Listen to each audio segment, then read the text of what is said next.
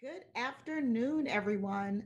Thank you for joining us for this afternoon's webinar on building Black wealth. My name is Alexandria Cummings, and I'm the Director of Financial Inclusion for YWCA of Metropolitan Chicago. Today's conversation is going to focus on the spectrum of housing, which includes homeownership, foreclosure, evictions, and homeless prevention.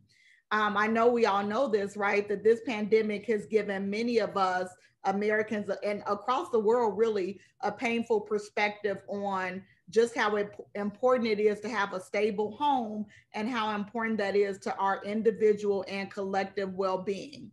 At the present, we know COVID is not only wreaking havoc on us physically, mentally, and even you can say spiritually, but it's also causing larger and social economic problems as it relates to folks losing their jobs totally or having decreased income. And all of these situations can lead to homelessness or the risk of homelessness if people are not afford to pay their rent or their mortgages. That being said, today I have a panel of amazing housing experts with me this afternoon, and they're going to help us talk through solutions for communities facing homelessness or the risk of homelessness. And if you are in the market to purchase a home, well, we have some information for you about that too. So today we have with us panelists that are pieces of the housing puzzle. We have Felton Ellington from JP Morgan Chase. We have housing advocate Wanda Collins from Housing Action Illinois.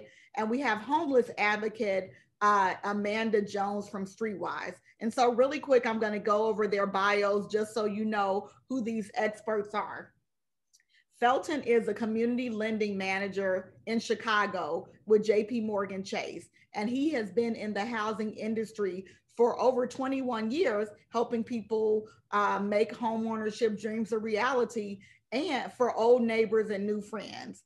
As a community lending manager, he and his team work directly with customers in the neighborhoods that Chase serves. They set customers on the road to home ownership. In addition to all these things, Felton is a husband, a father, and a dedicated combat veteran. He served nearly 9 years as a U.S. Marine. We also have Wanda Collins, who is a capacity building specialist at Housing Action Illinois, and she's been with the organization since 2017.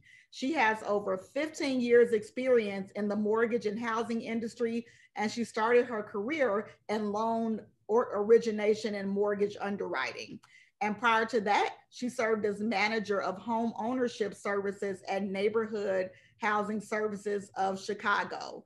Also with us, we have Amanda Jones, who is the director of programs at Streetwise, which helps homeless people and those at risk of homelessness get to work by becoming entrepreneurs. And Amanda will tell you a little bit more about that as we get into the conversation. She is also a licensed clinical social worker with more than 15 years of experience in social services in Chicago. And so, as I said, we have the biggest, the best experts. And so, Wanda, Amanda, and Felton, if you all would turn on your cameras so they could see your faces, so they can see these experts' faces. There you go. Welcome, everybody. Hi. Hey, Hello. good afternoon. Right. Good Yeah, so afternoon. we're going to get, so sorry, Felton, I didn't hear you. I just said good afternoon. Glad to Yeah, be here. so thank you all. So we're going to get started. So the first question, again, this panel today is about housing, homelessness, and home ownership. And so we're, going to look at all the different pieces of the puzzle today. And so, Felton, I want to start with you. What is the first step a homeowner should take if they're having trouble paying their mortgage right now? Yeah, it's a great question. So what you'll find, like if we run into that situation, the first thing to realize is that it's nothing to be afraid or ashamed of. I want to say the first step in many things is always going to be communication and reaching out to your lender. You'll find that most lenders do have a strategy that's in place that will help guide them through that painful process. And so I'll give you an example. Like right now, we have a forbearance protection program, right? And so what you can do, you basically raise your hand, you contact servicing, and our servicing team, for example, will go over, what the situation is. And the nice thing about this program is that, as we talk to other lenders, is that you should not have to provide evidence of your circumstance. If you just simply raising your hand and saying, hey, I'm having some challenges due to COVID-19, I need a forbearance protection plan. Most companies will set you up for that forbearance, which will take or last about 3 weeks. It's not necessarily payment forgiveness, but what happens with that payment generally is that it's either put on the back end of that mortgage or it's kind of put on the sideline. So I'm going to cover a couple very quick tips on some things that you should know. One is that you should know that you should not and will not be charged late fees. And during that assistance period, any of those delayed payments will not report negatively to the credit report, but instead it will not show as a collection, but you could still get calls, not necessarily collection calls, but just calls regarding like payment reminders or someone checking in to see if things are okay, or if you're back on your feet. But if you do find yourself in a position where you're in that forbearance period and you are able to make your payments, obviously you're encouraged to do that. And then you should also know that your payment history will not be impacted negatively, but it can impact your ability to take advantage of any future refinance opportunities.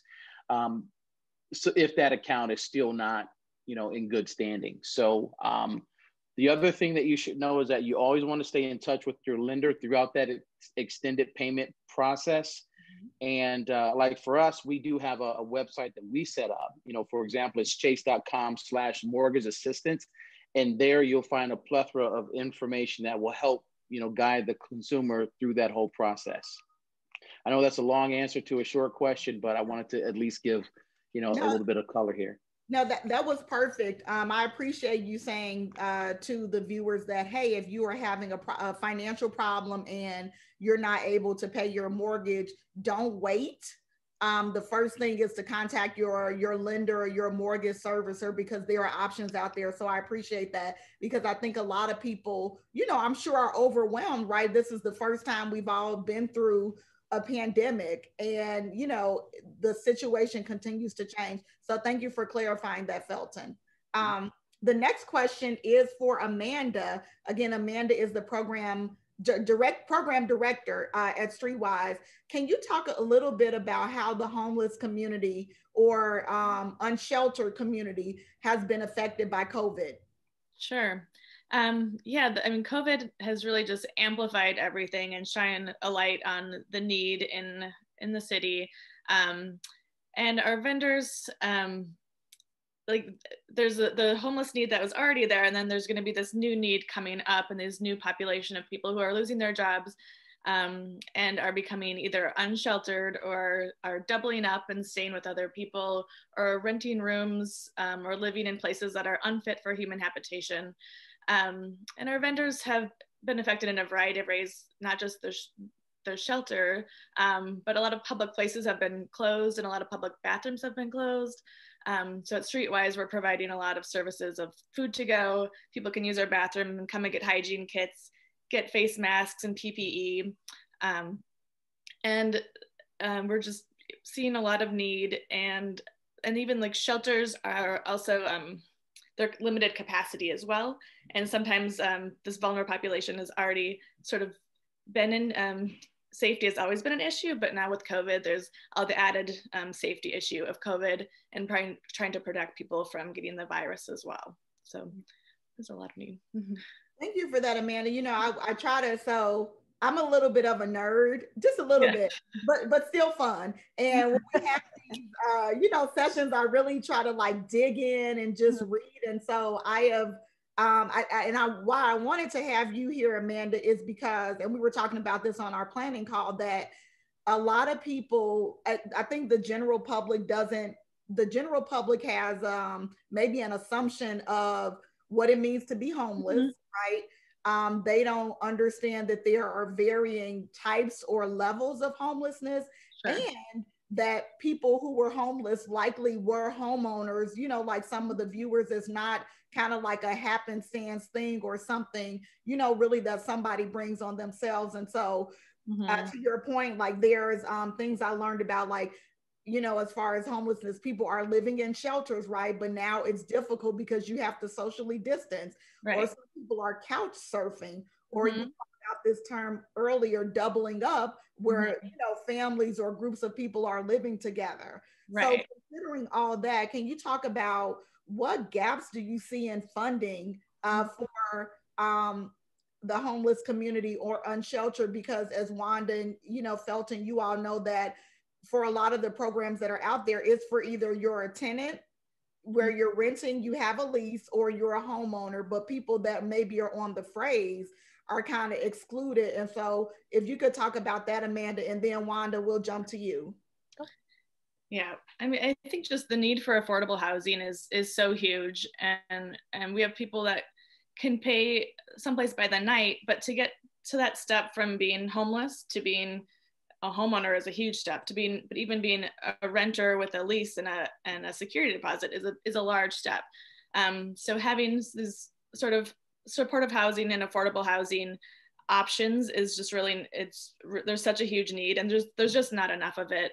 Our vendors and our homeless folks, they want to be housed and be paying something, but we either need to have more affordable housing or increase the incomes of people, and that's just that mismatch there is what causes homelessness. And so I think the gap in funding is mostly more affordable housing, is one I'm sure we'll talk about too, but it's just such a huge need. That's what people come in for the most for, is come in, can I get a housing list? And there's not a housing list of like, here's where you can go to find someplace to live. So there's a huge gap there. Yeah, thank you, Amanda.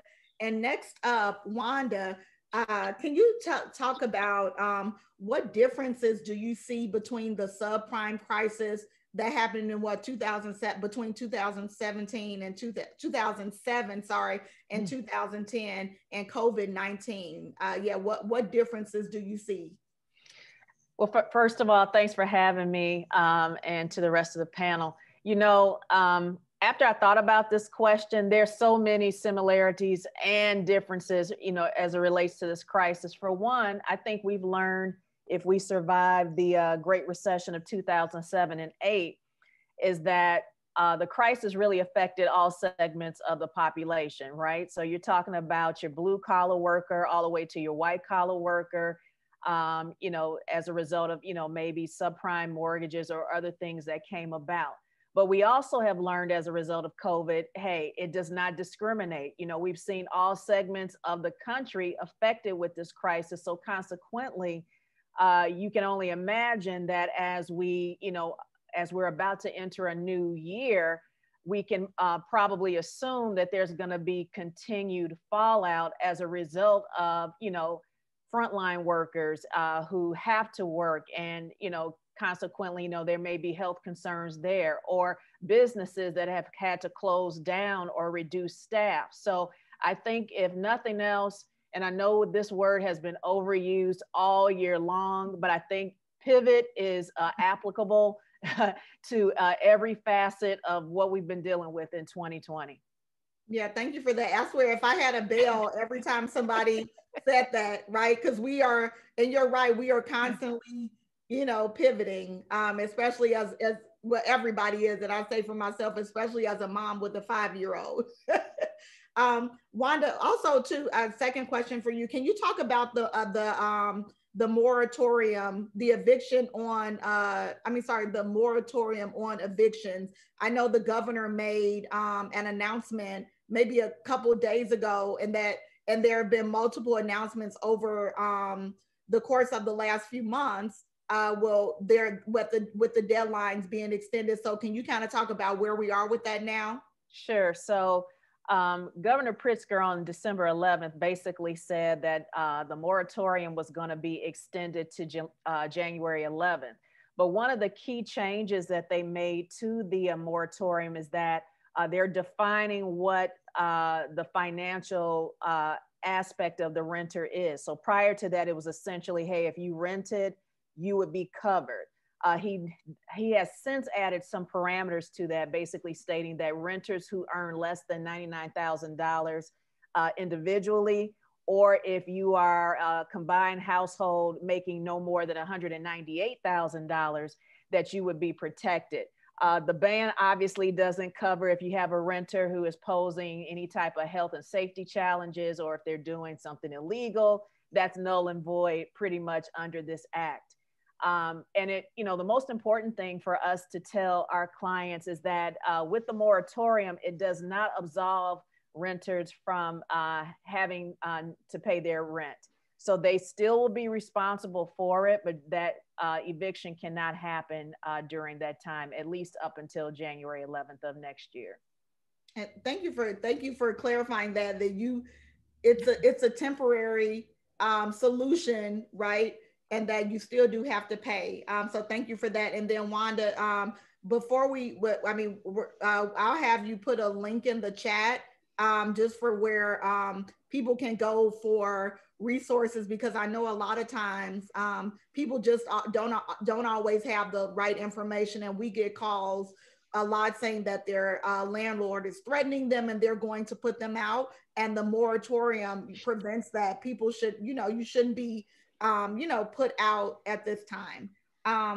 Felton, I want to come back to you speaking of housing. And so again, this webinar is about home buying, homelessness, and everything in between. So Felton, would you say despite that, everything that's going on with COVID-19 is now still a good time to purchase a home?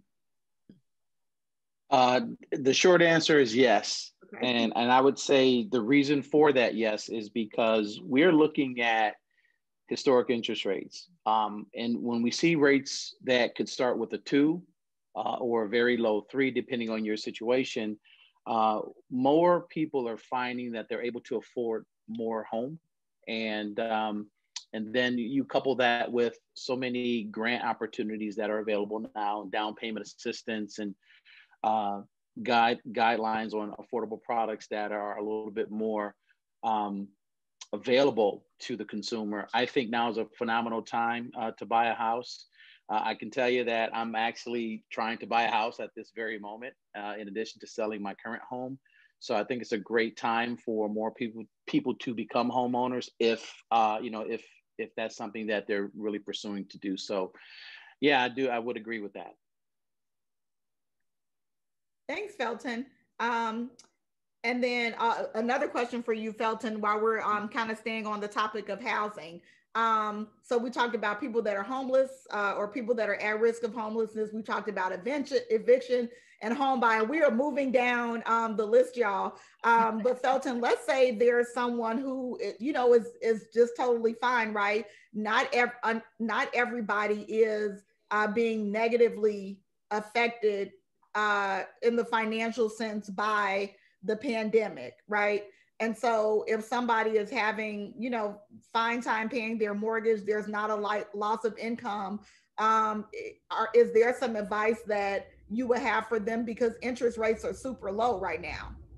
Yeah, you hit the nail on the head with that one. So not everyone's going to have a financial setback or a loss of income during COVID-19. In fact, you'll find that many people are somewhat thriving in these unfortunate times. But if you're fine, if that's not your story where you need some help, what I would advise you to do is just take a look at what you're currently paying right now. It could be an opportunity for you to refinance, to restructure, redo your mortgage term. For many, it could be an opportunity to take a 30-year to a 20 or a 10 or 15 to take advantage of some debt consolidation and whatnot. I think the best thing that you can do is either proactively reach out to your lender, or most lenders, I know for all my home lending advisors, they're reaching out to our existing customers and doing health checks to make sure that they're in the very best account so that they're not overpaying. And when you do that, you think about, like, if you're already in a home and you're able to lower the payment, whether it's $50, $100 or whatnot, you can decide whether or not it's going to make financial sense.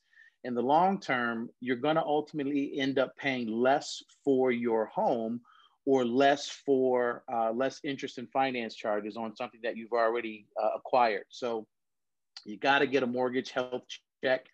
I recommend doing it at least once a year, and now is not a bad time to do it.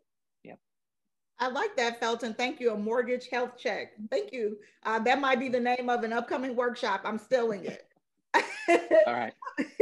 I want to go to Wanda now. Again, when we were for the audience, we before we have these webinars, we always talk to the experts so that when we get in front of you, that we give you like this really meaningful content.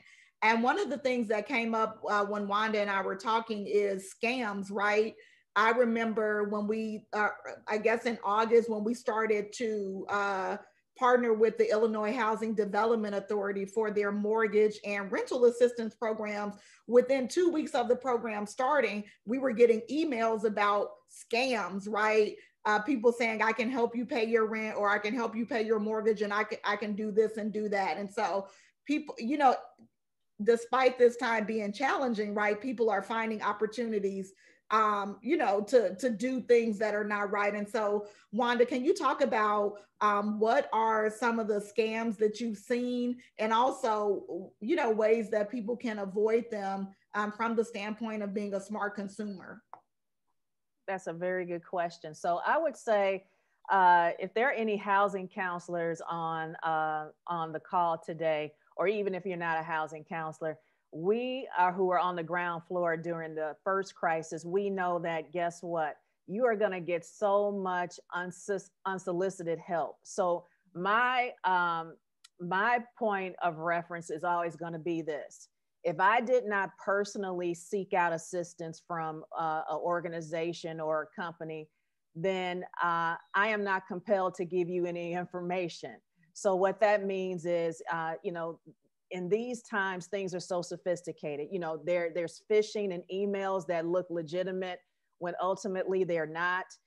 There are people that have access to various databases, and, you know, for whatever reason, you know, they're able to get information. So I would say it's always best to err on the side of seeking assistance from legitimate sources. So as Felton said, it could be your lending institution. You know, I always say, hey, if you're having problems, reach out to your lender ASAP. Don't be a secret agent. If you're having problems, seek out assistance. But also, I have to also ring the bell for housing counselors, because sometimes we're on the ground floor and we see things before things actually erupt into a major problem. It's always best to really connect yourself with a HUD approved, and I'll say that another time, a HUD approved housing counseling agency, somebody who has the experience, who has the knowledge to know, number one, if there are programs out there, such as the assistance that IDA provided for rental as well as mortgage assistance. And just to know that everyone who is contacting you doesn't necessarily have your best interest at heart. So I would say be very limited in information that you give to sources that you're not quite sure about. And you know what? Use this tool that we're on right now, the good old fashioned, hey, as they say, the Google.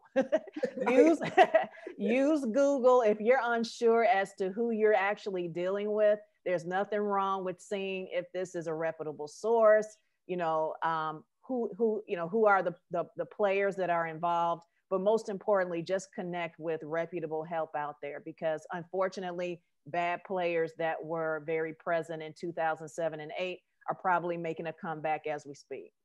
Yeah, and thank you for that, Wanda. One thing I wanted to, if I could add to that, and even probably to what Felton is saying, that if you're doing some kind of transaction like that, like, one, you should get some kind of confirmation, right? It should be something, kind of the basic stuff in writing on letterhead, right? And then even if you should be able to, you know, look them up on the internet and see if they're reputable and all those things. And I appreciate you're saying that you won't get a call out of the blue, right? It'll be a contact that you initiated.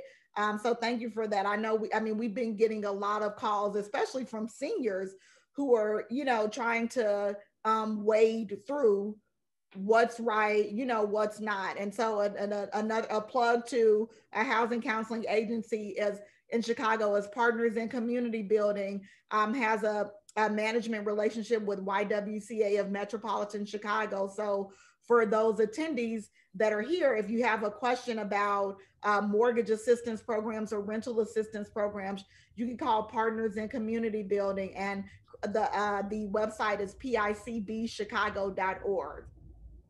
And everybody, we're rolling through the agenda. So thank you all panelists for your expertise and also for your flexibility today. Amanda, can you talk about, other than the traditional ways of supporting the homeless community or those that are unsheltered, like people like to donate canned goods and clothes, right? So those are the traditional ways. What are ways that people can step up right now to support the homeless folks that are experiencing this crisis within a crisis as it relates to COVID? Sure. I mean, meeting people's basic needs, like you said, with food and clothing is very important during this time too, and the need is greater and is increasing. So we appreciate those donations. And also, I mean, donating to organizations that are already doing the work, that have the infrastructure, is a great idea. Keeping yourself educated. And then I think advocating for policies that will help this community, such as affordable housing, supporting workers with a living wage, working policies that support a social safety net that will just support workers or homeless folks during this time. And also I'm going to do a plug for Streetwise, because please do. I was going to say, put it in the chat. Yes, do it. Because our Streetwise vendors have just been so resilient during this time. And in some ways, I do want to say that it's a population that's vulnerable, but it's also very resilient and just has been really inspiring during this time. In some respects, more equipped than any of us to deal with adversity and the next challenge that comes. But our vendors have lost a lot of their customer base, who are now working from home and are not in the usual spots. So if you see a vendor, wait, hold it up closer so we can see. Oh, that's good. There you go. Here's our latest issue. If you see a vendor, please purchase the magazine and take the magazine. That's part of the social enterprise, and that we create this magazine every week, and vendors purchase it from us for 90 cents and then sell it for $2 plus any tips. So they become entrepreneurs and start their own business. And selling the magazine offers a way to earn income with dignity versus panhandling or other ways that someone would earn an income. So please take the magazine and purchase it from your Streetwise vendor. And just support organizations that are doing the work. And and thank you for having me. This was great to talk about. Thanks, Amanda. Can you pop the Streetwise website, the contact information in the chat? And then I had Felton, I'm looking at the chat. People are awfully quiet today, but I know you're there. Felton, this is a question for you as we kind of transition out of the panel. It says, with record low interest rates for a new homeowner, do you think there would be a opportunity to refinance for a lower interest rate in the future? So if you get a home now with a super low rate in a year or so, would you be able to refinance, or what's the next possible opportunity? Yeah, so when you get into a mortgage now, it's important to know that you should not have a loan that carries any form of a prepayment penalty. Those kind of went away back in early 2000s, right? And so once you're settled into your finances, your mortgage terms and whatnot, your lender should do a proactive check every 6 months or so, or when the market shifts. So we have these algorithms in place at our firm where if your rate dips down, let's say we can adjust this number anywhere from 1/4 point to 0.5%. We proactively reach out to you and say, hey, it's a good opportunity or a good time for you to do a courtesy mortgage checkup, right? Or have a mortgage review done. But if we We also look to see if there's opportunities where, maybe it's a good time to change the term, or maybe tap into some of that equity. Being a new homeowner, you may want to grab some equity out and do some other things with it, and increase your wealth, whether it's through a business opportunity or investment opportunity, because right now is also a great time to make some really good, wise investment decisions too. So hopefully you can, take advantage of that while it's still a great time. These next few months are going to really tell a story in terms of what our financial future looks like, with all the things changing with COVID, a vaccine that's now out here. We're going to shift gears and have a new office or presidential office in play. And obviously some decisions are going to be made too that are different than what they've been in the past. And so society as a whole has reacted to these changes through the shifts, and you see it in the market, in stocks and bonds, and we move based on emotion. So, a person of influence can have a speech, and all of a sudden rates go up because consumer confidence increases. And that's kind of like how things are moving lately. We see when we have negative things happening, like a COVID or a 9/11 or an unfortunate terrorist attack, something like that, those causes the interest rates to drop because consumer confidence shifts. And then all of a sudden we're more bond heavy. So, we move our money from stocks into bonds. And I could really go down a rabbit hole here and talk more about that. But it's always good to be in the know, manage this type of account, because a home mortgage is typically one of the largest investments that most Americans will make. So you definitely don't want to set it and forget it. You want to stay on top of it and just look at it every few months. Every quarter is not a bad idea. Thank you for that, Felton. So the mortgage checkup, and if you could put Chase's resources in the chat, that would be super helpful. And then so okay. Our final question, our time is going really fast today. Real quick, so we're going to do this lightning speed round and get our last questions in. So and I have the same question for everyone. So again, for the attendees, we've been talking about home buying and homelessness and homeless prevention and everything in between. So Wanda, I'll start with you. What is one thing today that you want people to walk away with? I always said, if you only heard one thing we said today, what is the one thought that you want people to walk away with? That there's no shame in searching for help. I think whether you're looking for a home, whether you are on the verge of homelessness, or whether you just need some temporary assistance, I think in the times that we live in now, everybody kind of works in isolation. We don't want to let people know what's really going on with us. And while privacy, I can respect it, when you are really against the wall, it's always best to seek out assistance from sources that can really help you. So I would encourage everyone on the call today, utilize, reputable sources, find out what your options are, because half of the time education provides you with a list of resources that you didn't even know exist prior to. So just know that you're not alone. We will get through all of the challenges that we've faced in 2020. We just have to be strategic in our thinking, and we may have to do some things that we haven't done before, but hopefully we'll reach our desired end as a result of pivoting. I love that. Thank you. And I just put that in the chat that we want to utilize reputable resources for support. And then Amanda, you're up next. If there is if there is one thing you want attendees to walk away with, knowing about your work, what would that one thing be? Mm-hmm. I guess just in our conversation today, I think the one thing I'm thinking about is how much everyone deserves the dignity and respect, whether it's from in the home ownership buying process to, finding a place to clean up or use the bathroom. There's human beings deserve this dignity and respect. And I think we're all sort of trying to do our best with that. And yeah, I think we're all in this together and we're all going to get through it together. And I think I want to say again about just the resiliency and strength that the population we work with has already, and I want to recognize that in them.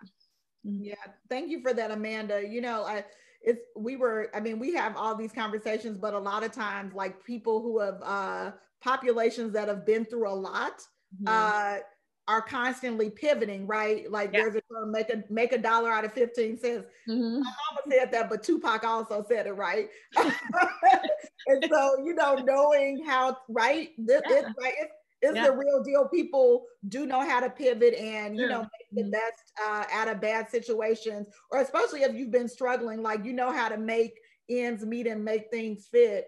So thank you for calling that out as an asset that, you know, of the homeless community or people that are unsheltered, because it that takes away a lot of the stigma. Again, you know, I could talk about this stuff all day because I've, you know, been learning so much, and it's really, you know, changing my perspective. So thank you for that, Amanda. And Felton, we're wrapping up with you. Usually, you know, men don't get to have the last word, but we'll let you're on a panel full of women. So Felton, if there is one thing the attendees should walk away with today, knowing, what is that one thing? All right, first I'll tell you that the Tupac song you referenced is called "I Get Around," right? Anyway, I thought that was from Dear Mama. I digress. Nope. Stay on topic.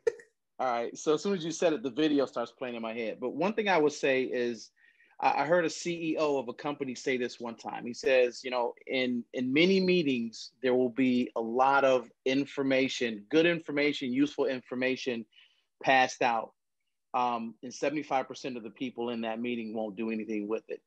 What I would say is, the people that are here on this panel and our host, we're here to help. We're here to give the best sound advice, and it's not to our benefit. This is really for you.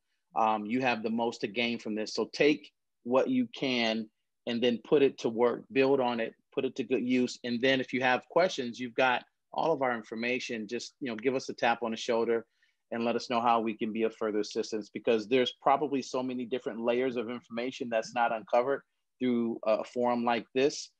But I'm very happy that we have this chance to get this information out, because we truly do want to see everyone make it through this year and have less challenges going forward. I mean, there's enough things that are out here that are holding some people back, and you know, to see some positive stuff like this, I think is extremely important. So we got to continue and do something with the information that you got today. Yes, because if use it or lose it, right? So thank you all for the attendees for participating today. Thank you to JP Morgan Chase. Thank you to Felton Ellington of JP Morgan Chase. Thank you to Amanda Jones of Streetwise. And thank you to Wanda Collins of Housing Action Illinois for participating today. Don't forget to register for our next and final event in the Chase Building Black Wealth series. Next year in 2021, right, we're going to talk about entrepreneurship amidst COVID-19, and that session is going to be, I believe, on January 14th at 12 noon Central Standard Time. So make sure you share this information with your friends and family. And for people that did not get to talk with us today, there will be a replay. This session will be posted on YWCA's YouTube channel. So thank you all so much.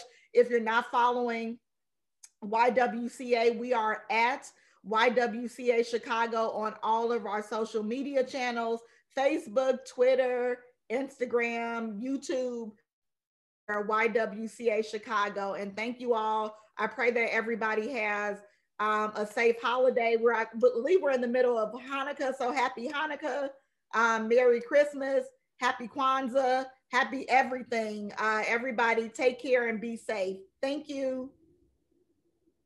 Thank you.